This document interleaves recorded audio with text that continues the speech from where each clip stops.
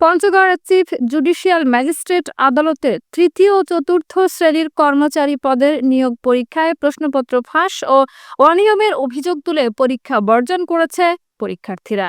একই সাথে ক্ষিপ্ত হয়ে বিক্ষোভ কর্মসূচি পালন সহ পরীক্ষা কেন্দ্রে থাকা কর্মকর্তা কর্মচারীদের অবরুদ্ধ করে বিক্ষোভকারী পরীক্ষার্থীরা। পরে তোপের মুখে পরীক্ষা স্থগিত ঘোষণা করেছে পঞ্চগড় সিনিয়র জুডিশিয়াল ম্যাজিস্ট্রেট মেহেদী হাসান মণ্ডল। আজ শুক্রবার সকাল 10টায় তৃতীয় ও চতুর্থ শ্রেণীর কর্মচারী পদের নিয়োগ পরীক্ষা অনুষ্ঠিত হওয়া সহ প্রশ্নপত্র ফাঁস এবং বিভিন্ন অভিযোগ করে পরীক্ষার্থীরা। প্রায় 3 ঘন্টা অতিবাহিত হলেও বিক্ষুব্ধ পরীক্ষার্থীরা পরীক্ষা কেন্দ্র পঞ্চগড় এম.আর. সরকারি কলেজের চিফ জুডিশিয়াল ম্যাজিস্ট্রেট সহ কর্মচারীদের অবরুদ্ধ করে রাখে। এদিকে অনিয়মকারীদের বিরুদ্ধে ব্যবস্থা গ্রহণ সহ নতুন করে স্বচ্ছভাবে পরীক্ষা দাবি করে পরীক্ষার্থীরা। পরীক্ষা পঞ্চগড় চিফ জুডিশিয়াল ম্যাজিস্ট্রেটে অনুষ্ঠিত হওয়ার কথা।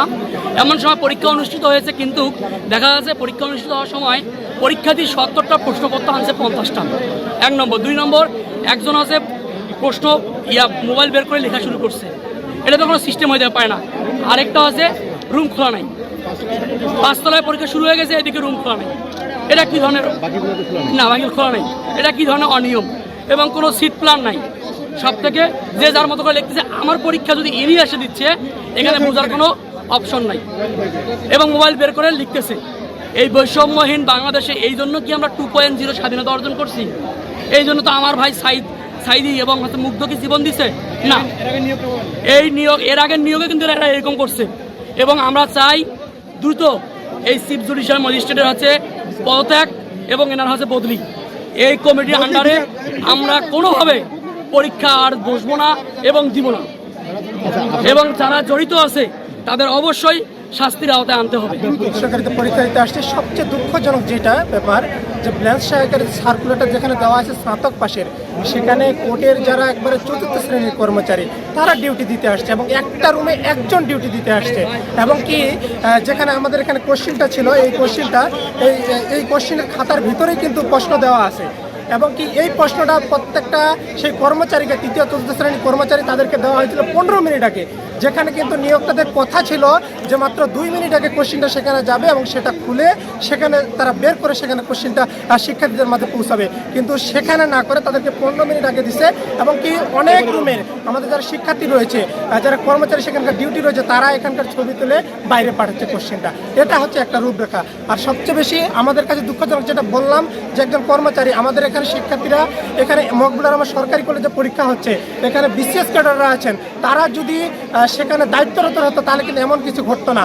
এবং যেভাবে সিট প্ল্যানটা করা হয়েছে, যে যার মতো জায়গায় বসছে, যারা খুব পরিচিত একসাথে আবেদন করছে, তারা একসাথে পরীক্ষা বসে দিচ্ছে। এবং কি তারা মোবাইলও, এবং কি কতগুলো আমার রুম ছিল একাডেমিক ভবনে 401 নম্বর রুম, সেখানে অনেকে 2-3 জন মোবাইল বের করে নিচ্ছে।